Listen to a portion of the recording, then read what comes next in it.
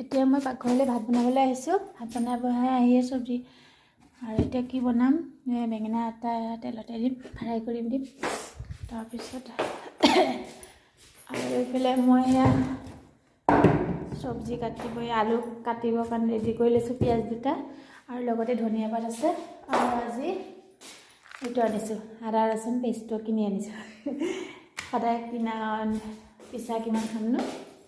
আৰু লগতে ব্ৰইলাৰ মাংস ধুই মই ৰেডি কৰি থৈ দিছোঁ। আৰু এতিয়া মই আৰম্ভ কৰোঁ ব্লগ।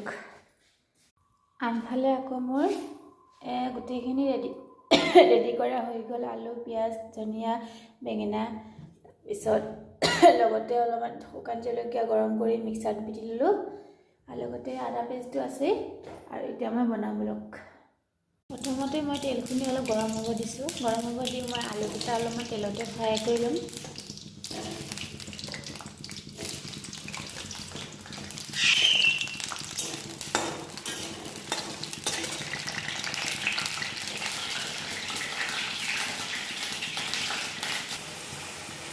দেখিছে গোটেইখিনি মই মছলা পাতি দি ল'লোঁ। আৰু দি লৈ পেলাই এতিয়া মই অকণমান লৰাই দিওঁ। এতিয়া মই ধুনীয়াকৈ মিলাই ল'লোঁ মাংস মছলা যিমান আছিলে। এইফালে আকৌ মই কুকাৰত অলপ ভাত বহাই দিলোঁ। এয়া আমাৰ মাংস বনোৱা হৈ গ'ল। আৰু এয়া ভাত লগতে এইটো বেঙেনা ফ্ৰাই। এতিয়া আমি খাই লওঁ। আজিলৈ বাই বাই। আকৌ লগ পাই আছোঁ নতুন এটা ব্লগেৰে।